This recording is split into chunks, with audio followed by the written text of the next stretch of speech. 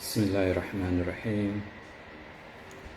Assalatu wassalamu ala rasulil mursalin sayyidina Muhammadin wa ala alihi wa sahbihi wa sallam. Yan uwa, assalamu alaikum wa rahmatullahi ta'ala wa barakatuh. Ina son a fahimta wannan al'amari ban taɓa yin shi ba, ban taɓa yin bidiyo ba, ban kuma taɓa yin wani abu da ya shafi social media ba. In fact, I tried, ba na yi wani abu wanda ya shafi wannan, amma na ga ya zama wajibi saboda akwai rayuwar mutane wadda take ana wasa da ita. Saboda haka na ga ya zama wajibi mu jawo hankali 'yan uwa. Ala kulli halin,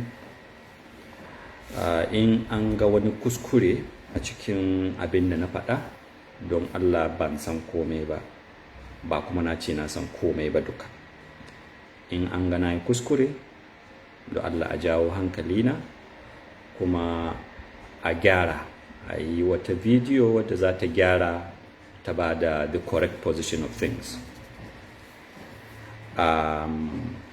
Tun da muka ji wannan labari ni da abokanaina, akwai wani wanda yake likita ne a Germany, akwai wani shi ma likita ne a USA Houston. Mun zanna mun buga models daban-daban na yadda wannan cuta za ta iya yaduwa. To abu ne mai tada hankali ga wanda ya fahimci yadda wannan cuta take yaduwa. Na farko, cuta ce wadda sabuwa ce. COVID-19 coronavirus sabuwar cuta ce.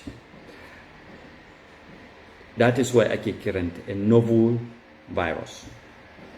Novel in the sense that a halin yanzu ba wanda ya san yadda wannan cuta take yaduwa. Kullum wani sabon nau'i ne wanda ake fahimta. Farko kenan. Na biyu, kullum tana sake sabon yanayi. In essence, wannan cutar tana canzawa. Yadda aka santa jiya ba haka take ba yau. Saboda haka tana canzawa. Sannan na uku, ƙasashen duniya baki ɗaya har yanzu babu magani, domin wata cuta ce kamar wutar jeji. Wutar jeji in babu karmami za ta mutu. Wannan cuta abinda kawai ke yada ta shine hudda tsakanin mutum da mutum, kusantuwa tsakanin mutum da mutum shi ke yada ta. Radda mutane babu su, to wannan cuta da kanta za ta mutu. Saboda haka zama gida shine abin da ke zai iya kashe ta. A dukkan kasashen da suka samu ci gaban controlling nata, mun buga models daban-daban. Best case scenario, best a arewacin Najeriya. Saboda yanzu wannan bawan Allah da Allah ya jarrabe shi da ita, har Allah ya ɗauki ran shi, ya kwana kusan 14 yana hudda da mutane a arewacin Najeriya, a Birnin Daura. Bai san yana da ita ba, ko kuma ko ya sani bai ɗauki cewa yana da ita ba. Saboda haka yana ta hudda da mutane, suna zuwa asibitin shi ya gansu, shi ma ya tafi gida, ya je kasuwa. Saboda haka shi yana goga musu. Matsalar wannan cuta shine it is a disease that is, in ka ɗauke ta kana yaɗa ta ba tare da ka sani ba. So it is an asymptomatic disease. Kana da ita kana watsa ta amma baka sani ba, saboda baka da symptom. Baka cutar Ebola wadda in ka kama ta ba za ka fara yaɗa ta ba sai kai ka san cewa kana da ita. Wannan cuta ce wadda sai ka kwana 14 kana watsa ta baka sani ba. Baya kai baka sani ba, model din na farko da ana tunanin cewa mutum uku ne suke yaɗa ta. Yau in kai kana da ita za ka yi watsa ma mutum 3. Mutum 3 za su ba mutum 9. jibi mutum tara zai zama 27. A halin yanzu a jiya Dr. Fauci na US CDC Center of Disease na US sun buga model cewa yanzu mutum 6 take fantsama. So mutum ɗaya in yana da ita yau zai yi infecting ɗin mutum 6. Mutum 6 za su yi infecting ɗin mutum 36, haka take yaduwa. Kila gobe za mu ga wani, kila ma ba haka take yaduwan ba. Kamar yadda aka ce is a novel virus. So kawai yau abin da aka sani kenan. Kila gobe ba ma haka zai faru ba. Kila gobe zai zama mutum 30 take yadawa. Saboda haka jama'a dan Allah a fahimta cewa wannan wani bala'i ne Allah ya jarrabi duniya baki daya. Kada a yi ganganci wanda ana ta yin wannan ganganci cewa mu musulmi ne cuta ba ta kama mu. Wallahi cuta tana kama mu. Kuma ba mu kanmu aka fara ba.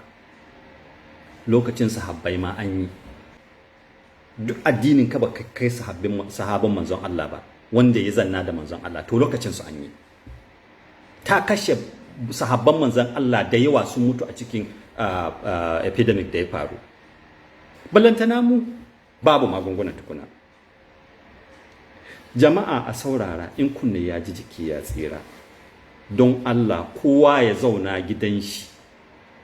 In gwamnati tana muku wasa da rayukanku, don Allah kada ku yi wasa da rayukanku da rayukan wa'anda kuke so. ‘Ya'yanku da iyayenku da kakanninku, don Allah kowa ya zanna gidan shi. A zanna gida har Allah ya kawo mafitar wannan al'amari. Ƙasashe South Korea, mutum ɗaya yake da ita, suka yi ganganci aka bashi ya je coci. Macen nan da ta je coci cikin sati ɗaya mutum 5,000 suka kamu da wannan cuta. Yanzu an ce an sama wannan cuta a Katsina, maimakon a yi lockdown sai aka ma ce an ban mutane su tafi asibiti, su tafi masallatayya. Don Allah, don Annabi, ‘yan uwa, a fahimce ni, ban ce zuwa masallaci bai da kyau ba, ban kuma ce bai kamata a je masallaci ba, ban kuma ce Allah in an je masallaci ba zai iya yaya wannan cutar ba, duk ban ce haka ba. Amma shi wani abu wanda aka san shi, kamar yadda lokacin da sabban manzan Allah suka samu wannan bala'i na epidemic, ta abar garin Madina, a fita abar garin a tafi can cikin duwatsu tukunna, a ba wannan cutar lokaci, aka fita aka bar garin Madina har Allah ya ba da cikin ko sati ɗaya sati biyu ta sauka, sannan mutane aka dawo. Ballantana mu, dan Allah ‘yan uwa a fahimta, a yi fahimta, a saurare na fahimta. Ban ce ba mu da imani ba, kuma ban ce, amma dai Allah da kai manzon Allah ya ce khairu qarni hada thumma alladhi yalinuhu thumma alladhi yalinuhu. Saboda haka mu ga mu can ƙarshen bindi. So in ma imani kake takama da shi mallan, kana can bakin bindi. In sahabban manzon Allah zai iya jarraba sahabban manzon Allah da wannan, kai baka fi karfin Allah ya jarrabe ka da ita ba. Saboda haka ka yi amfani da hikima, ka yi amfani da sani, ka yi amfani da fikira. Allah bai baka kwakwalwa ba ka yi amfani da ita kamar ta dabba. Allah ya baka kwakwalwa don ka tsaya, in ka ji labari ka tsaya ka fahimce shi. Saboda haka don Allah a saurara, a zanna gidaje, kowa ya zanna gidanci. Ba ma kama a arewa, mun san ana yin wannan talauci. Amma ‘yan uwa, wannan bala'in corona, in aka yi ganganci, Allah, bala'in da zai biyo mutane, yadda za a yi mutuwa kiyashi, mutane suna mutuwa bisa kan titi, yadda Italy with all its facility, mutane suna mutuwa bisa kan titi saboda they have overwhelmed the hospitals. A rana ɗaya mutum 1000 zai kamu da cutar. Ga yamin a Katsina wani asibiti muke da shi wanda zai iya ɗaukar mutum 1000 a rana ɗaya. Baya ga waɗanda suka zo jiya fa, kila jiya mutum 900 suka zo, gobe mutum 1000 su zo, jibi mutum 2000 su zo. Wani asibiti muke da shi a arewa wanda zai iya ɗaukar wa'annan mutane. don Allah don annabi yan uwa a saurara, to don Allah a yi ƙoƙari a yi yadda mai girma gwamnan jihar Kaduna ya yi.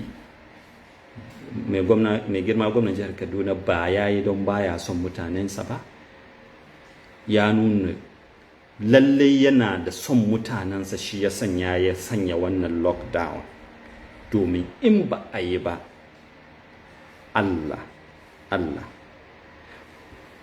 gajiya da muka buga model din muna addu'a Allah ya sanya mun yi kuskure, kuma Allah ya taimake mu cewa alƙalinmu da muka buga, models din da muka buga cewa they are wrong, amma inda gaske they form the correct model.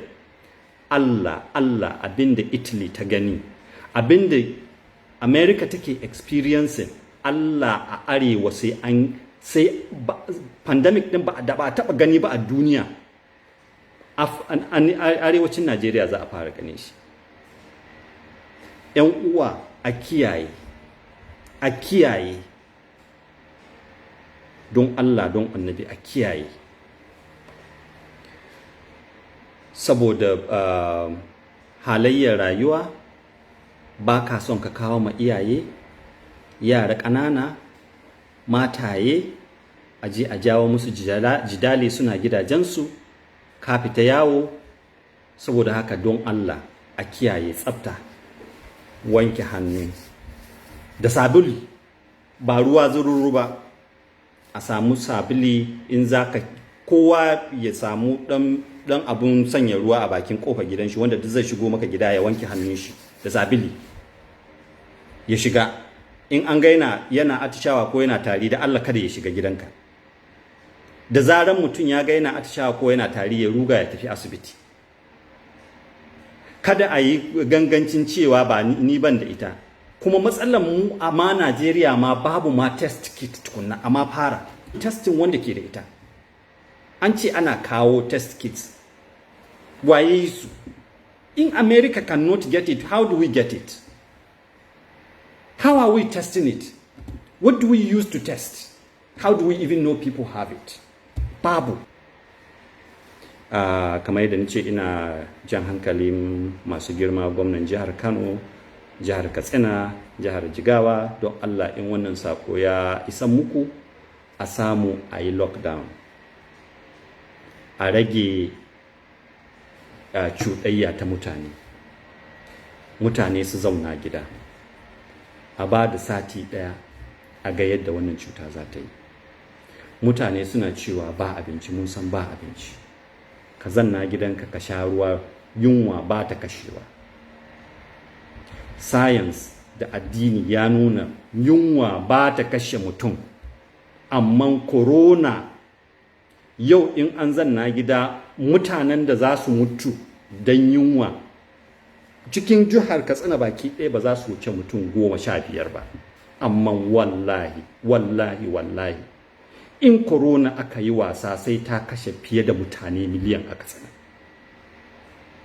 Saboda haka jama'a a farga, in kunne ya ji jiki ya tsira. Ina addu'a ga 'yan uwanmu musulmi da kuma 'yan uwanmu a duk inda suke, a gida ko a asibiti, wa'anda duk ba su da lafiya, Allah shi ba su lafiya.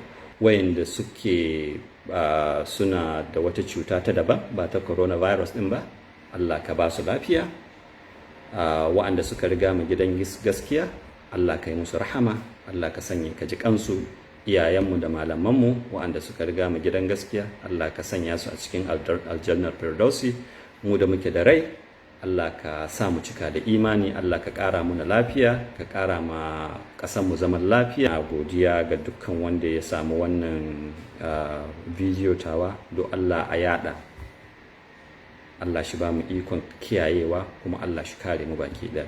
Assalamu alaikum wa rahmatullahi wa barakatuh.